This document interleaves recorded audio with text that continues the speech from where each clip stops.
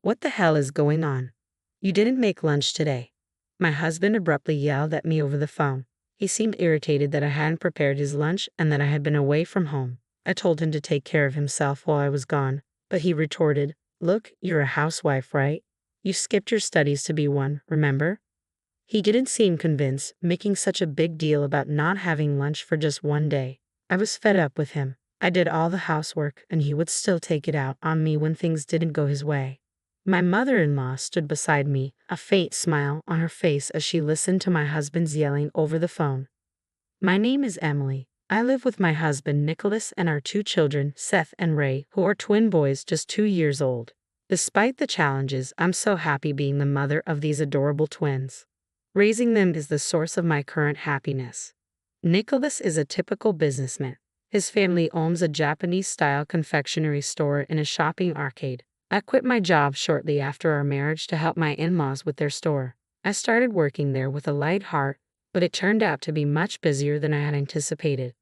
I not only served customers with a colorful selection of wagashi, but I also made my own sweets in the back kitchen. I had to be in the kitchen from early morning to prepare the sweets on time, especially during the busiest times of the year.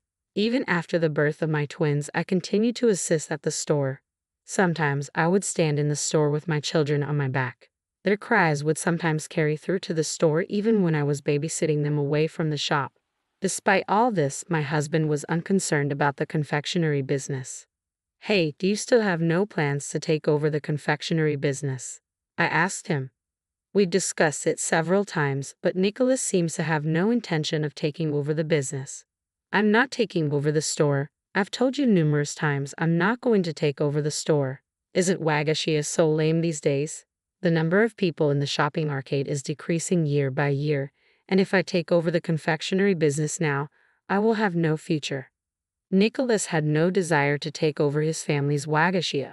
Of course, he couldn't take over the store right now because he worked for a larger corporation, but I liked my in-laws' store and didn't want to see it go away. "Are you going to the pachinko parlor again today, Nicholas?" "Sure, of course I am. What I do on my day off is entirely up to me," he replied. On holidays, my husband always went out to play pachinko. He would even get in line as soon as it opened. Despite this, he ignored the housework. I did all the cooking, cleaning, and laundry, as well as the rest of the housework. Moreover, the most important aspect of child rearing was completely left to me. My husband spent his time at his own pace while I was busy with housework, childcare, and the confectionery shop. My in-laws are getting older, and my workload at the confectionery shop is increasing. Fortunately, they were extremely understanding of my situation. "Emily, you help us with the store, and we are very grateful. Thank you so much for everything," my mother-in-law would always say. She is a lovely lady who doesn't fit the typical mother-in-law stereotype. Her gentle and kind smile always warmed my heart. "I really need Nicholas's assistance. He no longer appears to be interested in the confectionery," she explained sadly. My mother-in-law always looked crestfallen whenever we talked about my husband. I suppose she really wants him to take over the company, but her husband refused to agree. "Well, we're lucky to have such a wonderful wife, Emily. We should stop being greedy." My mother-in-law would lavish praise on me. She valued my assistance at the store while I raised my children. When I was at the shop, she and my father-in-law would babysit the kids, which was a big help. My mother-in-law had become my go-to person, someone I could talk to about anything. Of course, she listened to my complaints about my husband. Ironically, the more distant I felt from him, the stronger my bond with my mother-in-law grew. The presence of my in-laws was very reassuring to me. Right now, life felt like a blur. Raising two children meant that each day flew by with no time to think about anything else. As the end of the year approached, the confectionery became busier. It coincided with the end-of-year gift-giving season, and we were in transition. After consulting with my in-laws, I decided to stay at home this year and focus on wagashi preparation. I informed my husband, "What? You're taking the kids and staying at my parents' house?" My husband was clearly upset. I explained that I would only be staying for one night to help out on a busy day. "And what about the housework?" he asked, as expected. For my husband, who does no housework at all, this was a serious problem. If I don't do housework for even one day, he gets upset, even during the busy season for the confectionery. "This time, I'll only be away for one night. Can't you be cooperative during that time? It's just a single day, so everything should be fine, right?" If you get hungry, you can prepare some meals. There will be no laundry to do if it's only for one day, I told him, assuring him there was nothing to be concerned about. But he continued to complain. You know what, you're still a housewife, aren't you? I'm telling you again, I'm the family's breadwinner. Who do you think is in charge of feeding our 2 children? My husband began to grumble, and I didn't want to talk to him any longer. Taking action without his permission, I didn't say anything else and took the kids to my in-laws' house without my husband's permission. When I arrived, a lot of work was waiting for me. It was the end of the year and business was brisk at the Wagashia. Orders for year-end gifts were pouring in faster than usual, and my decision to stay and assist was justified.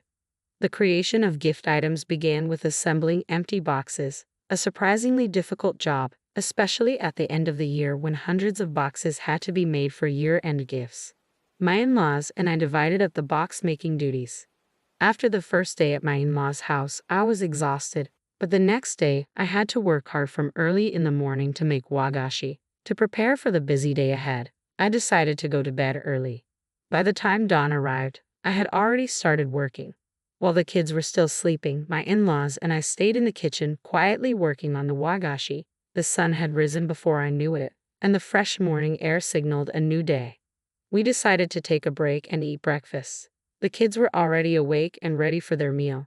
I hurriedly prepared breakfast and served it at the table. They came running up to me, smiling. My in-laws, the children, and I all sat around the table. Just then, my phone rang. It was my husband. What the heck is going on? You didn't make lunch today, he yelled as soon as I picked up. He seemed irritated that there was no lunchbox, which he expected to be available at all times. A shocking proposal. I told him to make his own lunch while I was gone. Had he forgotten? What do you mean, avoiding housework? He demanded, clearly unconvinced. When I suggested he prepare the food himself, he accused me of laziness. What a prick, making such a big deal about not having lunch for one day.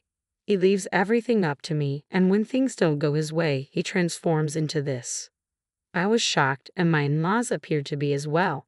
They could clearly hear my husband yelling over the phone. He rambled on about his complaints before abruptly hanging up.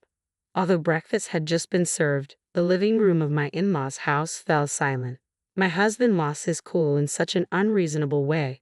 Just as expected, the kids seemed to sense the tension and refused to eat their breakfast. My mother-in-law cheerfully said, "Itadakamasu," urging my sons to eat as well, trying to lighten the mood. Then she turned to me and said, "Why don't you divorce my son, Emily?" I froze, my hand hovering over my tea. I never expected my mother-in-law to say something like that. My father-in-law quietly ate his breakfast, an indescribable expression on his face. A turning point. I believe I was a little out of line, but now that you've been told something like that, I hope you've come to your senses, my mother-in-law said, smiling at me. It seems that when someone is truly disgusted, there's nothing left to do but laugh. I feel terrible for you as a mother. You are no longer required to be merciful to my son. Allow your emotions to guide you, she continued. My mother-in-law had probably figured out how I felt about Nicholas by now. She was always supportive and encouraging, and now I knew she was on my side. My father-in-law never spoke much, but he nodded in agreement with his wife's words. Their presence was reassuring, and it was that day that I returned home with a decision made.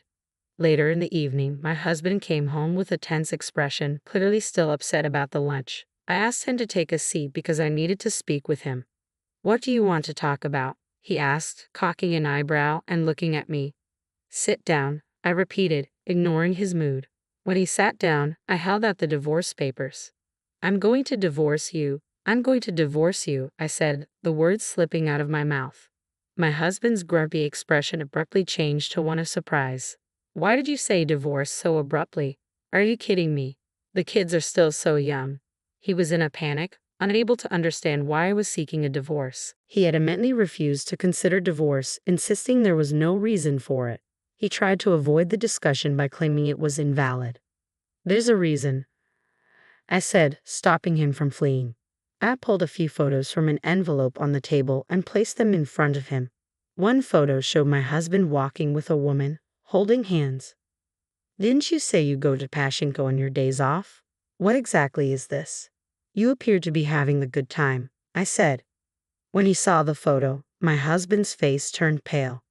Confronting the truth, I pressed him to tell me what was going on. No, this is, well, he stumbled over his words, trying to make up some nonsense excuse about how she was just an acquaintance. She's a junior employee at your company, isn't she? I said. My husband's movements ceased when I mentioned the identity of the woman in the photograph. He had been having an affair with a younger woman who worked at the same company. I had been suspicious of his behavior and had discussed it with my mother-in-law for some time. She suggested I hire a detective to investigate. The findings of the subsequent investigation astounded me. My husband had entered a pachinko parlor with a woman and then gone directly to her room. I have more photos, I said. You two are very close, so the investigator could take many photos. Would you like to see more? Confronted with undeniable evidence, my husband finally confessed. He admitted that while he was a pachinko fan, he also had a romantic relationship with this woman and had been visiting her room during the day. I'm sorry, Emily, he said. I was just experimenting with fire. I'm sorry for the kids. I'm leaving this girl right now, so please don't divorce me. He was no longer at my mercy, apologizing emphatically. However, I would never forgive him. I'm dead set on getting a divorce. I'm not joking. I've been assisting at your parents' home while babysitting and taking care of things you don't want to do. I've informed your father and mother about this. My in-laws knew everything. Standing my ground, I told my husband that my in-laws were on my side, not his. They both stated they would assist me in any way they could. Since we work together, we've had plenty of time to talk, they explained. We're both furious at you. Of course, I informed them that we were divorcing. My husband completely lost his cool and broke down in tears. Please, I would never do something like this, he muttered, overwhelmed by the situation. He kept insisting he didn't want a divorce, but I was resolute. I can't do this with you any longer, I said. I will make certain you pay alimony and child support. I served him with divorce papers. My husband begged for forgiveness on his knees, but I refused to listen. As a result, we divorced. I insisted on alimony payments from both my husband and the woman he had an affair with. My husband also had to pay child support for our children. After the company discovered their affair, my husband chose to resign, and the woman lost her position. My in-laws were furious and informed my husband he would be cut off from the family and bored from their home. With no one to rely on, he was compelled to work manual labor from morning to night to pay his bills. After the divorce, I continued to work at the Wagashia.